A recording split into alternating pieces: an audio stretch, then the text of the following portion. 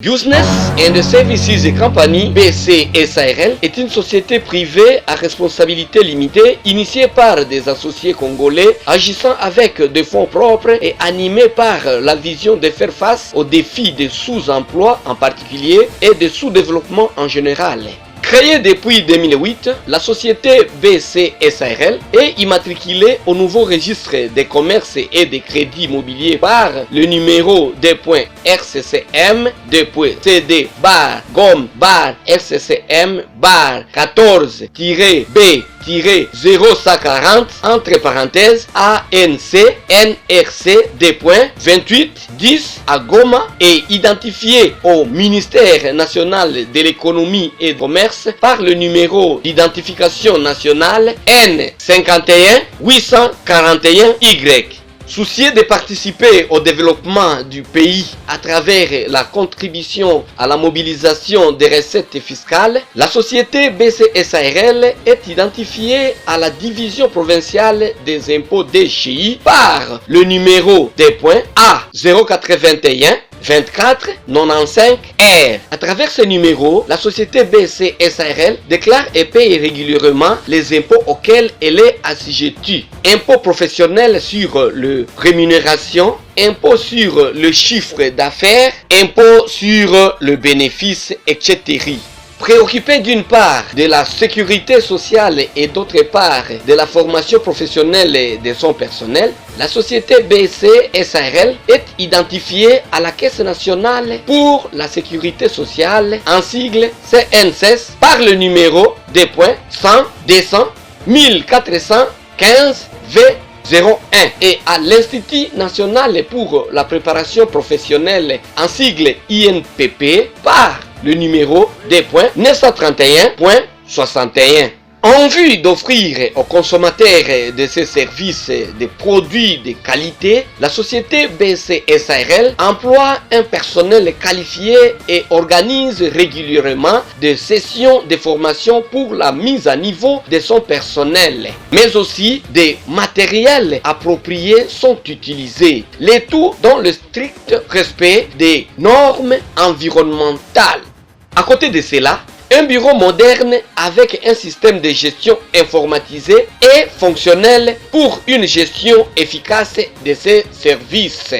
Pour demeurer dans la bonne gouvernance, un manuel de règles et procédures de gestion est disponible et un service d'audit et contrôle de gestion est fonctionnel sous la direction d'un auditeur spécialiste en audit avec grade universitaire de chef de travaux. Depuis septembre 2008, elle a contracté avec plusieurs organisations qui consomment ses services avec grande satisfaction, la plupart des contrats étant en rapport avec l'enlèvement, l'évacuation, le traitement des déchets, le jardinage pour les espaces verts, la désinsectisation et dératisation, le nettoyage professionnel des bureaux, des hôtels, des hôpitaux, entrepôts, des maisons d'habitation et de la fourniture de matériel relatif à la gestion de déchets et nettoyage. Grâce à son savoir-faire en matière de prestation de services, BCSARL a su fidéliser sa clientèle à plus de 95%. Pour plus de transparence, BCSARL encourage le paiement par virement bancaire dans les comptes de la société dont les coordonnées sont données aux clients au moment de l'adhésion.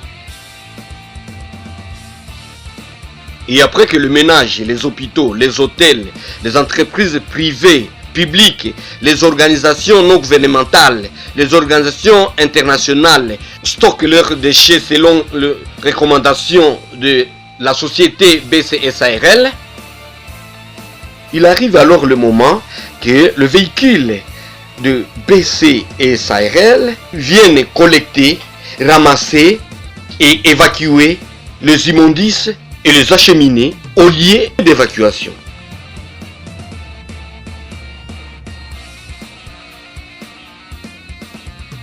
Et ici, c'est lié là où on dépose pour faire le triage et la valorisation par catégorie de déchets.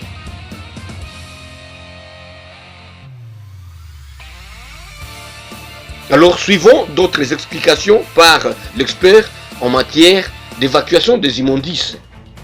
Nous avons là-bas, c'est le déversoir. On déverse à tout moment que le camion vient, déverse à cet endroit.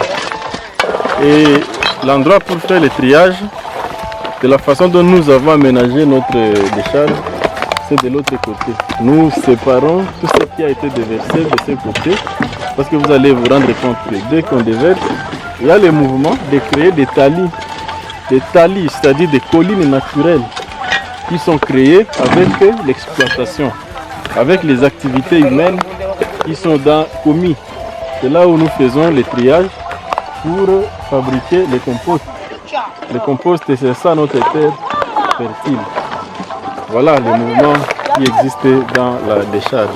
Nous sommes en train de faire le traitement des déchets parce qu'à Goma, lorsque nous faisons le ramassage, vous allez vous rendre compte que la population de Goma collecte les déchets mélangés.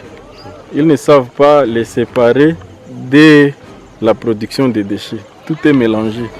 C'est pour cela que vous allez voir ici, à l'endroit où nous faisons le stockage, tous les déchets sont mélangés. Dans beaucoup de catégories, il y a le plastique léger. Dans le plastique léger, il y a des bouteilles de l'eau, il y a le sachet, il y a des déchets de verre, ça c'est la deuxième catégorie. C'est toujours là-dedans. Il y a les déchets spéciaux, il y a de l'acier. L'acier c'est comme ça. L'acier, les déchets de l'acier, les canettes. Il y a les déchets de fer, les mitrailles. Il y a aussi des plastiques durs. Là, c'est les déchets carbone, carton, carbone. C'est une catégorie de déchets qui a son traitement. On les traite, on les recycle ou on peut les valoriser pour faire des boîtes ou bien des plaquettes pour conserver les œufs. Alors, chaque catégorie de déchets, lorsque nous sommes à la décharge, normalement, c'est à la décharge que nous faisons la séparation. Il y a aussi les déchets biodégradables.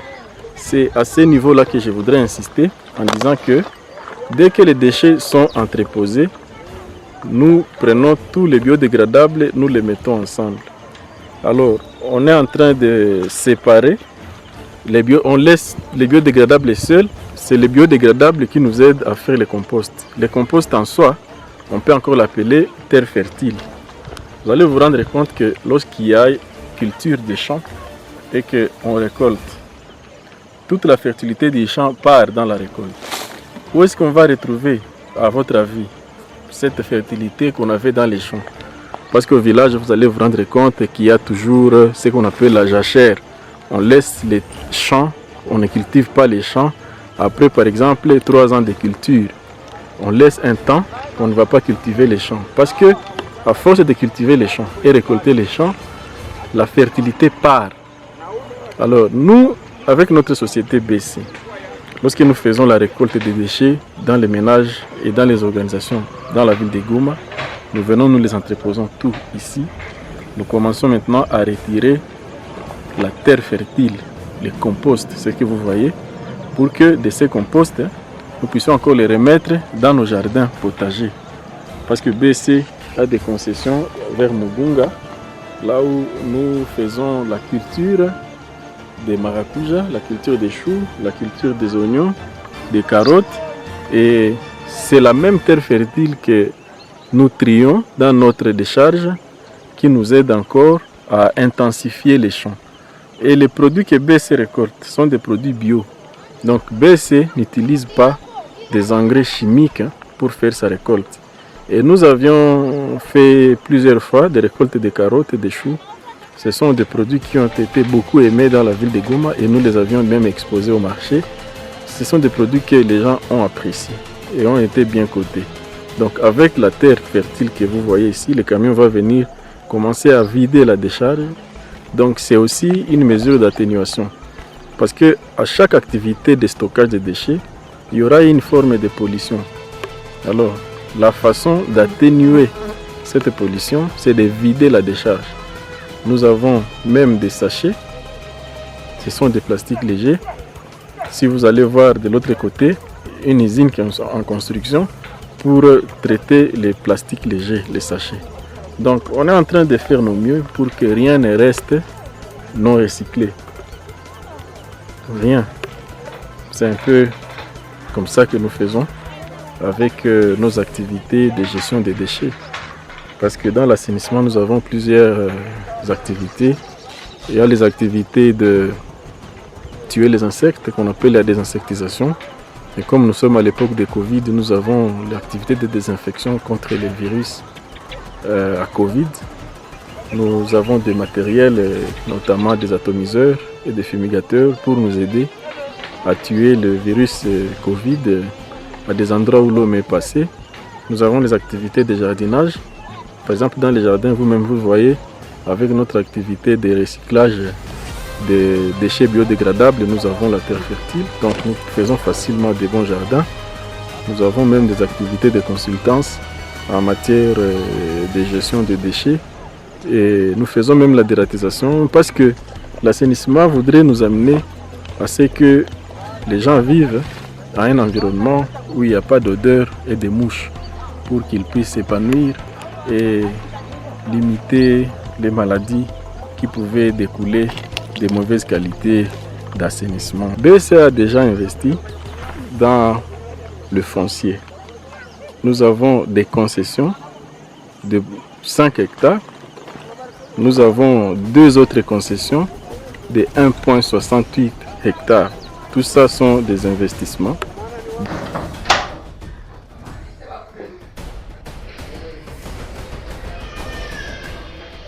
Nous avons présenté les activités de BEC SARL dans le sens de maintenir l'environnement sain.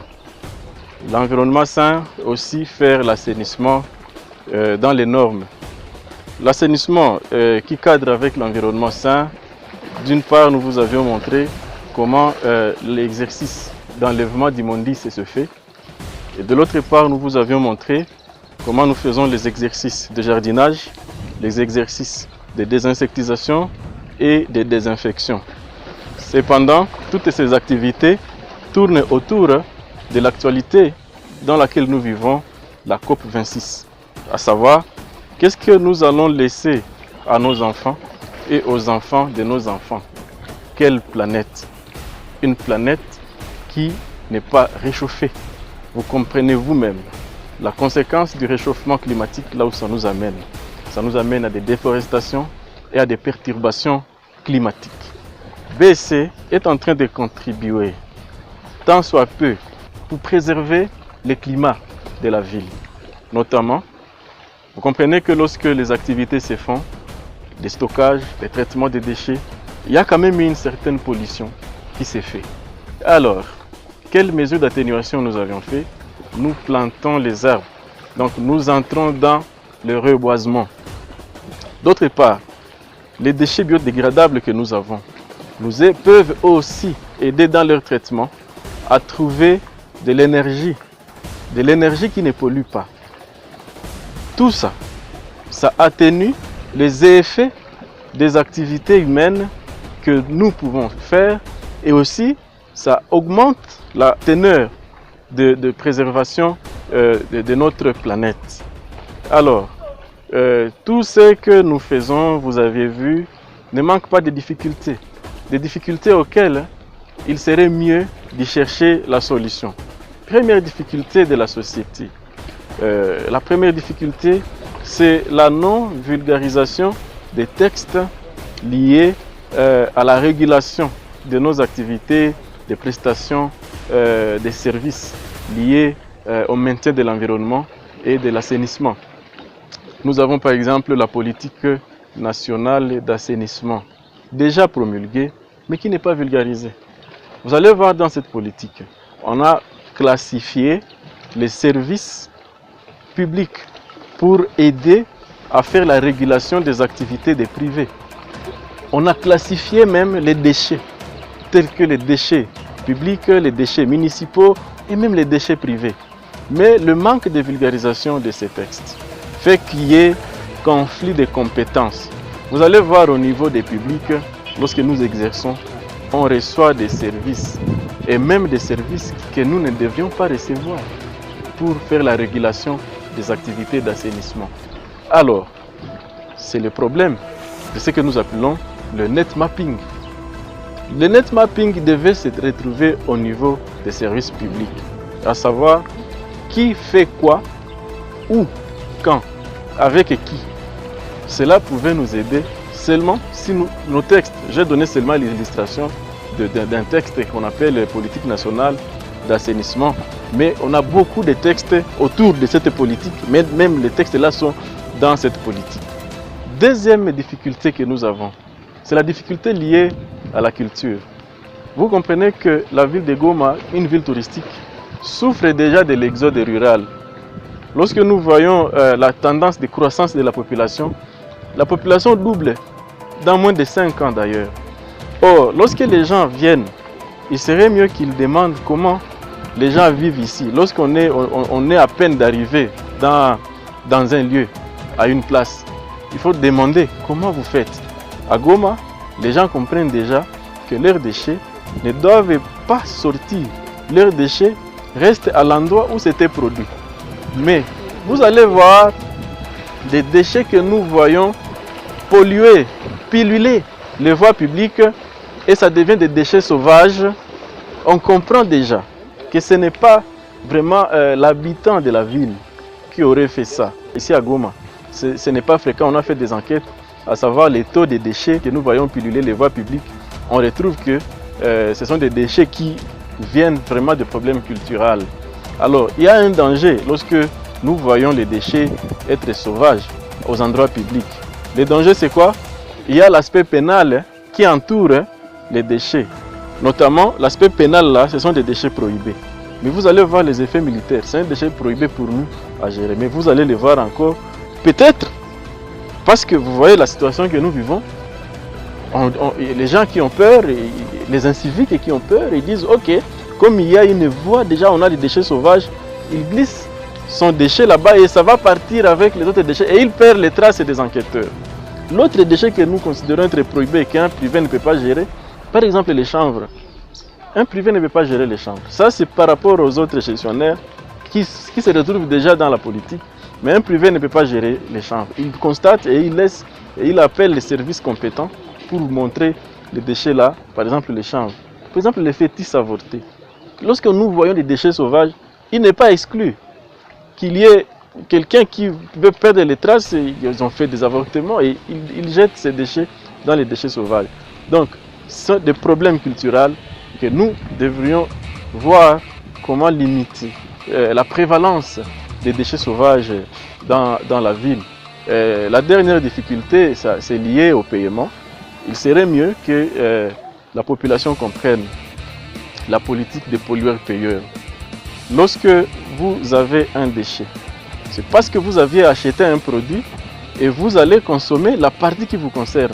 Et la partie qui ne vous concerne pas, vous n'allez pas consommer. C'est déjà ça les déchets, c'est que vous aviez refusé. Il faut laisser quelque chose en termes monétaires pour vous aider à gérer ces déchets-là. Mais lorsque nous voyons, nous les gestionnaires des déchets, être classés à la dernière ligne des rubriques budgétaires par rapport à nos clients, par rapport à nos partenaires qui ont signé des contrats avec nous, en termes de gérer leurs déchets, en termes d'assainir chez eux, ils nous placent en dernier lieu, alors que nous devions être au contraire en premier lieu. Parce que nos services, c'est un service qui aide à prévenir.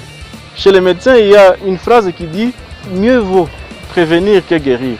Or, le maintien de l'environnement sain, lorsque vous avez un milieu très bien assaini, cela éloigne les médecins. Or, il est dit aujourd'hui, la mauvaise qualité d'assainissement nous amène à un taux de mortalité infantile de 0 à 5 ans. Le taux est de 3 sur 21. Calculé, nous sommes presque à 14% des décès des enfants qui meurent par une mauvaise qualité d'assainissement. Ils ont la diarrhée parce que la mauvaise qualité d'assainissement peut amener beaucoup de maladies, notamment la diarrhée, des typhoïdes, des choléra, beaucoup. Hein. Il y a une liste là non exhaustive que nous pouvons avoir comme maladie liée à la mauvaise qualité d'assainissement. Or, les experts viennent de montrer récemment que l'impact de la mortalité infantile n'est pas encore arrêté. On est encore à l'échec. Donc il faut continuer à faire des luttes sans merci pour préserver un environnement sain, pour accroître le niveau de l'assainissement, hein, que nous soyons à un endroit très propre, très bien assaini. Alors, si à ce niveau-là, nous pouvons voir ensemble comment arriver à maintenir ces difficultés, on se verra gagner, on se verra prendre la victoire sur des maladies, on verra notre planète être protégée, on verra les arbres, comme nous plantons les arbres, nous avons des terres fertiles, nous avons des engrais biologiques qui viennent des composts, qui viennent des déchets biodégradables, qui sont fertiles, tout ce que nous vous avions montré dans nos activités. Après les 14 ans d'existence et d'exploitation, ces services ont été ininterrompus dans tous ces temps. Vous voyez déjà que nous sommes à un niveau où nous sommes maintenant stables. Nous avons atteint notre stabilité dans la gestion des déchets ici à Goma. Avec cette stabilité, nous sommes en train de projeter maintenant nous répandre partout dans la province ici au Nord Kivu et pourquoi pas aller dans d'autres provinces et arriver même dans la capitale pour aider à la bonne gestion rationnelle des déchets. Merci beaucoup. Nous arrivons à une étape où nous présentons nos remerciements par rapport aux activités que nous menons au terrain, nos activités qui sont liées au maintien d'un environnement sain. Toutes ces activités se réalisent par des concours de personnes et personnels que nous tenons de remercier à travers ces écrans.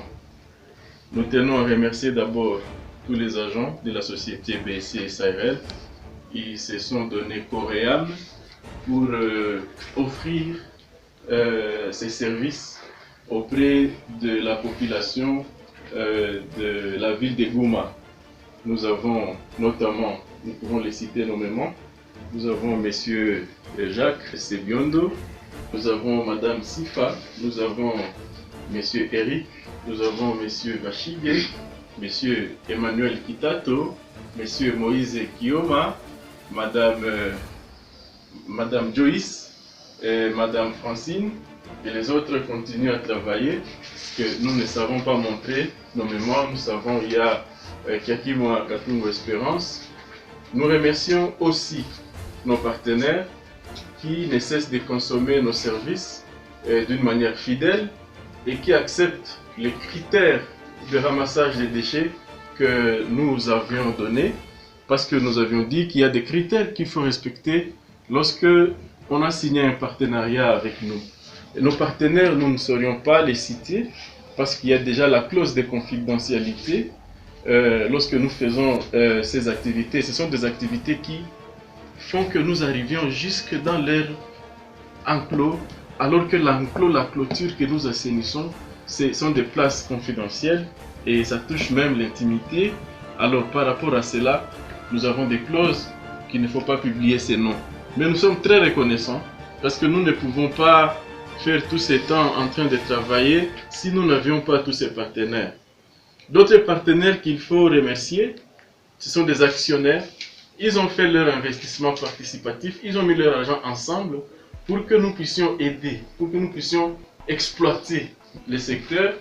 Et aussi, ils ont la clause de confidentialité. Nous ne saurons pas les citer nommément, mais l'acte qu'ils ont fait, nous ne serons pas ingrats, ne pas dire merci à toutes les couches de partenariat que nous avons pour aider à ce que la ville de Goma se garde dans un environnement sain, à ce que aussi cette jeunesse si dynamique soit occupée à mettre leur savoir-faire, leur savoir-être en vue d'accompagnement de ces objectifs qui nous aident à remettre une très bonne qualité d'assainissement dans la ville. Nous disons merci.